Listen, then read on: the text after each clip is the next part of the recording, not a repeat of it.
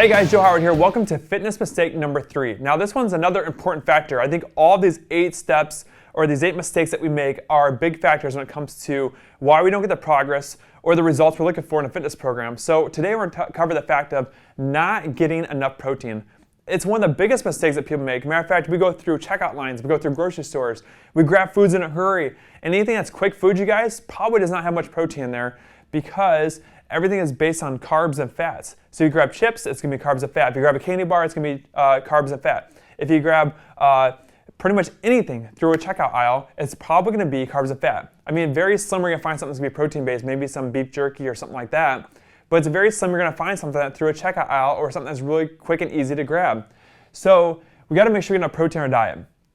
And to understand why we don't get enough sometimes protein in our diet. And that comes back to our last lesson we talked about of cutting calories and cutting down our nutrients or not eating enough food.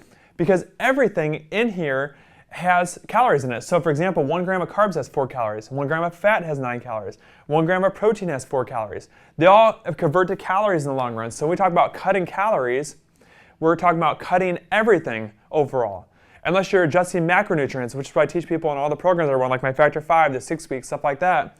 Because I'm going to teach them how to adjust their macronutrients to get the results they're looking for. Because we're not going to adjust overall calories. We're going to adjust certain areas and tweak them. So there's a little bit more in this one or a little bit less in that one. But we're never really cutting calories. We're still maintaining the same amount of nutrients coming through the body. It's just which ones are a little bit more elevated than other ones. That's all. So if you think about this, for example, let's just use an egg, for example. Okay, an egg has 6 grams of fat in the yolk. Okay, so we have 6 grams of fat times 9 for calories. So now we have 54 calories in the yolk. And if we do the egg white, which is 5 grams of protein, so 5 times 4 is 20. So between 54 and 20, we have 74 calories total in that one egg. There's no carbs in that at all, okay? So if we take and reduce the number of eggs we eat, we're now going to reduce the number of fat calories and the number of protein calories. Remember, everything we eat always converts into calories. That's why people talk about, I should eat 1,200 calories a day or 1,500 calories a day. But the reality is, it doesn't tell you how much protein, carbs, and fat you're having. You can eat 1,200 calories of fat if you want and reach 1,200 calories. But it's not the right suitable diet to eat the right foods to lose weight or to change your body or be healthy, so on. Okay, so we gotta be careful that when we're cutting foods out, we're not eating enough foods, we're gonna sacrifice the amount of protein we take in.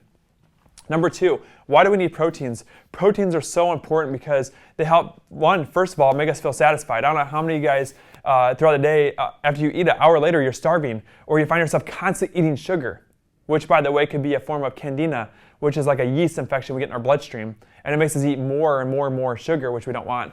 But 99% of the time, most people get hungry all the time because they're not getting enough protein to their diet, and it's actually affecting them because the thermal effect of food, what that means is it's like basically the ability of the body to burn calories, okay? So when we're eating food in, like for example, carbohydrates, it doesn't take much energy to burn off carbohydrates. It's kind of burns up real quick and it's gone. And that's why we feel hungry again right away. See, with protein though, the thermal effect of protein is basically the body has to really work hard to digest protein. It takes energy. It's kind of like jumping on a treadmill, running on a sprint, and burning calories, except for you actually sit in your chair, basically burn up calories because you're trying to digest food. Okay? And it sits there in the body longer, so it takes time to break down over time, and that's why we feel more satisfied. And then protein also helps us with repairing muscle, building muscle, helps with our skin, our hair, our nails. You know, if you're getting the right nutrients in, the right amino acids which make up protein, they're going to help everything stay healthy. You're not going to get wrinkly skin. You're not going to get real brittle fingernails. You're not going to have really thinned out hair because you're going to have the nutrients your body needs to support it. And the last thing that we're going to talk about is how much protein. First of all, down below this video, I'm going to put a link that's going to direct you back to a blog post I wrote about protein and why it's so important. So make sure that you, after you watch this video the rest of the way, go down below and read the article if you have not. If you have already, then we're just going to talk about why we're going to try to shoot for these numbers and why they're important. Okay, but before we do this, the first thing I want you to do is grab out a pen and paper today and log your foods all day long. Write down everything you had and figure out how many grams of protein you had. Now remember, when you look at a nutritional label, it's going to say nutritional facts, so have like carbs and fats and protein on there. But when you get down to the protein section and it says like say 5 grams of protein, for example like an egg white say, if it says that's 1 egg and you have 3 eggs, you have to times that 5 times 3. Okay, so you actually have 15 grams of protein in that 1 meal.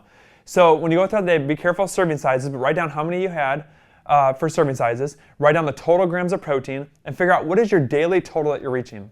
So here's what we're gonna do. Once you find your daily total, then I want you to look at this here. We wanna shoot for 1 to 1.5 grams of protein per pound of body weight. So if you weigh 100 pounds, you'll be shooting for, on the low end of the 100 grams of protein per day.